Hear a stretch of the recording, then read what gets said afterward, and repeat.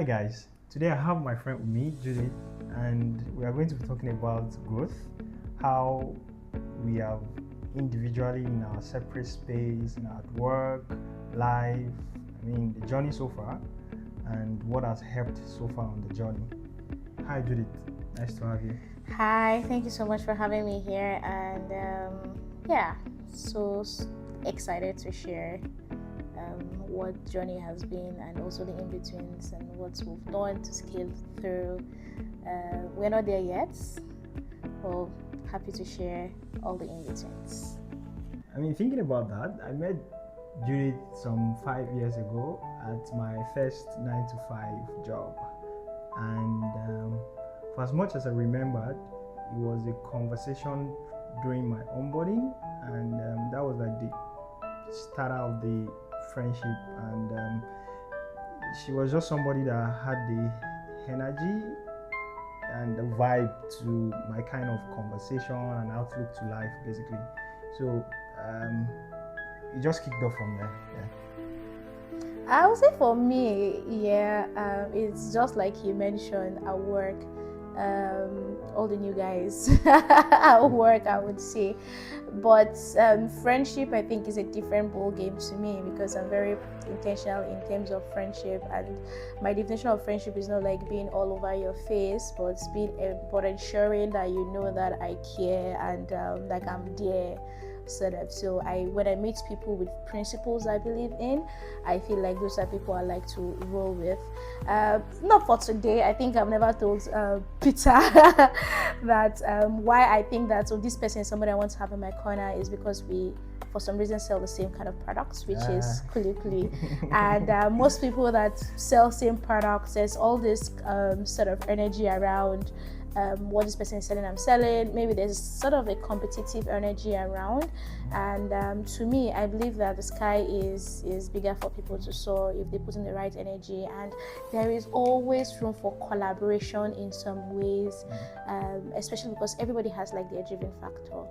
Then Peter randomly purchased my product. I'm like, nah, I had to like inform my friend. I'm like, this is somebody I really want to have in my corner. And I just largely became very intentional about the friendship. I check on him randomly. Oh, hey, what's happening? What's happening in your life right now? Just checking in. And then it just became like our thing. So yeah, that's how we met. 5 years ago, mentally, where was I?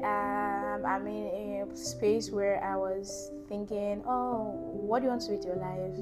And I think at a point where I was at, that's not my first 9 to 5, but it was that space where I'm trying to define what I want to do with my life. I was like, do I really want to pursue mathematics? Because at the time I got admission in UI to study pure maths, but like my master's. But what I applied for was not pure maths. I applied for financial mathematics, and they were like, "Oh, we just have pure maths, and you could do pure maths because financial mathematics we just had 2 entries, and we can't do that. And the whole of Nigeria is just UI that could take that course." And then I was just like, "Do I really want to do that?" So, and work was going very well, and I'm like, no, let me just sit down and understand what life is and just trumble life around. So I think I was that space of finding things. So, and then I'm thankful that at that point 5 years ago in my life, I was really very exploratory. I'm not like saying I have to do this and do it to the core. I was testing a lot of things. I decided to not go into data analysis and then tell myself, how do I actually grow in CX? Because I actually really love speaking to people. Like, I love having conversations with random people. I like hearing their thoughts. I like connecting the dots. So those things interest me, and then data as well. So, and I think those are some things we work together on data. I remember. So yeah, so those are those things that was where I was at. I would say it was like an exploratory state for me. It was never definitive. So yeah, 5 years ago, that was where I was at. Years ago, a lot was happening in my life. I was in school, trying to do my 9 to 5 job, and at the time, I think when I joined, I was already writing examinations and all. But I think one of the things that also helped in that season is having to like also see you in your transitioning stage, right? it was, I didn't believe it at first when she said she was trying to transition into data analytic and all of those things, and she literally self-taught herself. Like, every time I think about it, I'm like, wow, this girl has a lot of balls. But yeah, it was something inspiring for me, and it sort of also gave me like a push to set things in priority. But I think I'm overall grateful for that season as well. Yeah, I think it was largely clarity, right? Clarity of if I'm supposed to continue in the path I was at the time. Like I mentioned again, I was just starting out in a career path, and I was also running a business. So having to like juggle that and sort of get a focus on what I should be doing, right? What I should put my energy in was a bit of a challenge, right? And I think at a point in time, I had to suspend some of the activities around my business to just focus on career and school at the time. But largely it was clarity. For me, I would say clarity as well, but not in entirety. It's, to me, I feel like it was the courage to take the next step. Because next step seems like school, and that wasn't available. It's like when you know that this is the next step for me, I wasn't available. So it's courage to actually do other things that I think I am good at. So I'm like, you need to start. And I would say that it wasn't a bit of a challenge for me, again, because of the people I have around me. I see people just do stuff. And then I'm like, you know what, let's do stuff. My friends literally pushed me to the next role I had because they applied for me and all. And you are also part of the conversation, because I remember when I had my first call, I'm like, oh, hey, Peter, I've got my first call, though. And then they're like, oh, you can do this. So again, I feel like in as much as it wasn't exactly clarity, I think we must talk about faith, because at that time my faith wasn't so strong. So I didn't know that I needed clarity. I think because you also always had faith. So clarity was such a word for you. To me, it was courage at that time. Courage to do the next thing, you know. And friends helped out with that to push me by telling me that they know I could do this. I'm made for more. And so it was courage largely I needed. And I think I got it within the time space. So courage. This question is for me directly, because like I mentioned, I didn't have faith. I was a Christian, but not a practicing Christian. I know that there's a God. I know that it's very good for you to treat people nicely and for you to make people feel good about themselves, but not entirely about God. What changed for me is knowing God for who He is. Knowing that all those things I really want to put in perspective didn't matter at all. So that changed me for the better. That is like a whole lot of weight was lifted from me. I feel like the whole world was on me because I needed to make it in life. I needed to pave way for people. Not that I had them I have to, but I feel like it's something that I want to do from a place of impact. Companies I'm building, it has impact in it. But right now that I am seated right now, knowing God for who He is, I'm like, oh my God, perspective have changed. There's a lot to happen, but I don't feel the weight anymore. So yeah, it's knowing God that has changed my perspective, and then I'm living a better life, a more fulfilling life, I must say. And it helps to have friends like Peter again. Like, I don't know, especially when I talk about my friendships with people, I'm like, I just really have people in the right places. And knowing God again, I'm like, God was very intentional about me, about the people that are in my life. They're always faith driven, and I'm like, I don't know what they're looking at, but since they're nice, I rather become friends with them. And but then it just shows how their faith in God really also spurred me to know their God more. Even if I was a Christian, and then now He's my God and my best friend. So yeah, it was not necessarily a change, but more of emphasis to what I should put energy into. So there are some things that I've known prior those seasons, but I didn't take them seriously or didn't pay attention. One is being intentional, right? There are certain things that I know that these are things you should be doing, but I was just laid back about them. But having to like be where I am today is also by being intentional about these things, right? Especially things around relationship. You know, I became a bit more intentional than what I used to have before. And then speaking about faith, interesting how I think this thing is also in levels, right? And for me, faith was also like a very huge part. And sometimes I used to say this, that sometimes I think having to like leave where we were working before was divinely for me. Oh. Right? Because I mean, it opened my eyes to the fact that there were some things around consecration that I needed to take more seriously. Interesting. Right? And I mean, it was a whole lot of shifts for me. But looking back, I'm grateful to God that I had to go through the process of a deeper walk with Him. Yeah. I think you should go first. What helped my growth? Yeah. I think I've answered these questions like 5 times this year. This year. Honestly. Okay. Yeah. Not in this video. No. Okay. I said this year in general. Okay. Yeah. What helped my growth is I would like to hear. intentionality. Mm. As a human being, I'm excellent in nature, and I know that everybody has been with me or around me knows that when things need to be this way, I want to ensure that they're that way.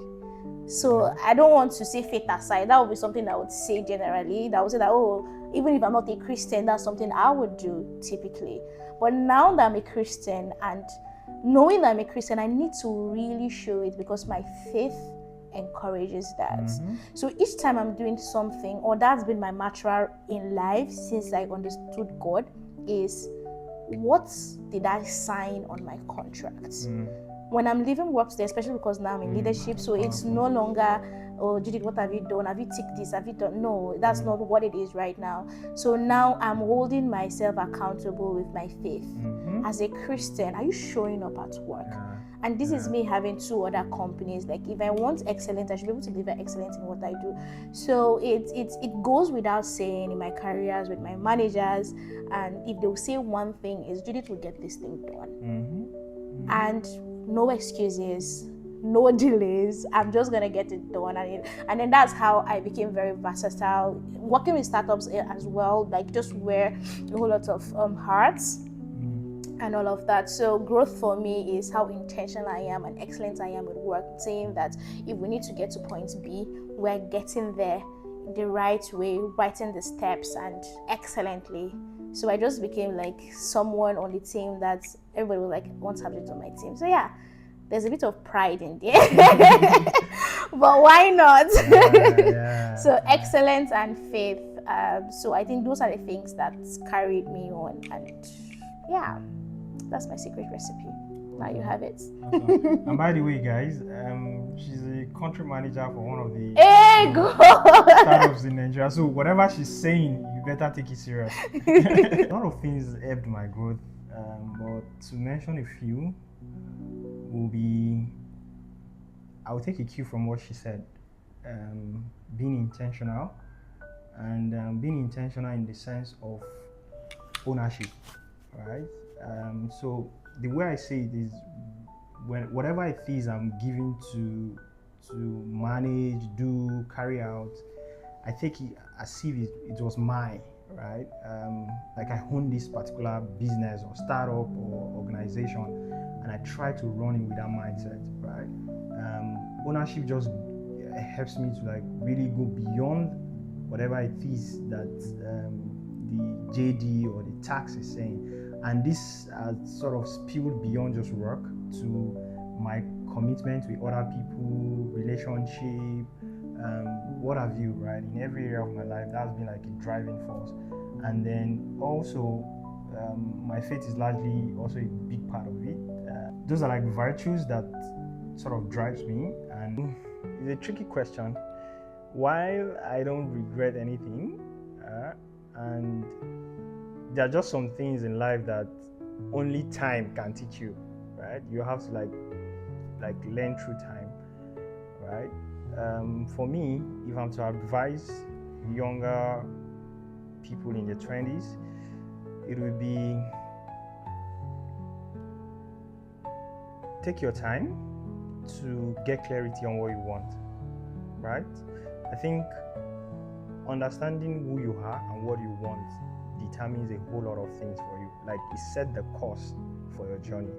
If you can get clarity on those two things, every other piece just comes together, because it gives you clarity on the kind of people to move with, the kind of places to go, where to work, where to live, information to gather, to collect, and all of those things. It just gives you that direction, and every other thing just comes together. So having clarity, like, do everything in your power to get clarity early on, and then every other thing will be fine.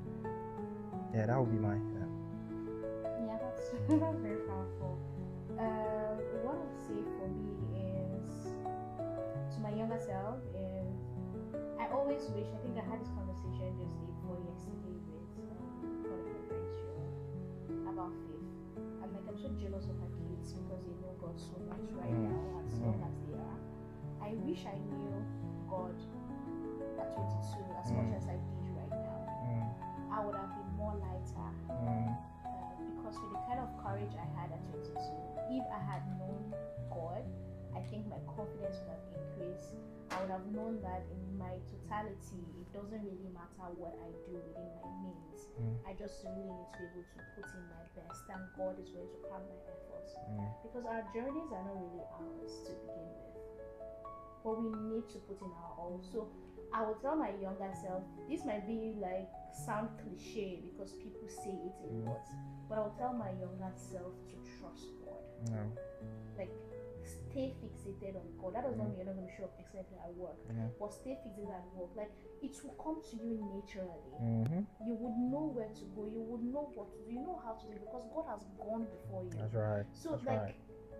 I'm just like so sad I didn't know all of these things sooner in life. So hey, if there's anything I could do by the hands of Christ, I would have listened to my mom, read the Bible, I would have done all of those things and became so closer to God. So that's the only thing I would tell my younger self, and also tell anybody listening to this podcast right now, that know God and know God for who He is, and also know that all those worries, all those shebangs that is happening right now is not worth it.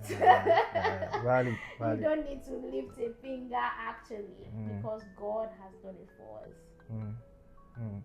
I want to also say in Genesis, when God was in Genesis, and God created what? The world. The same God that created the world, the same God sent Adam and Eve out of the garden, and the same God lifted the band He put in. So if God can lift those bands, it means that we are back to His feet. So those things are already there. So all those struggles, we don't really need them. So yeah, I don't know if I'm going deeper, but that's what I could say. And this was such a great conversation. Yeah, thank you. That's profound, and I really wish a lot of people would listen and sort of take lessons from this conversation.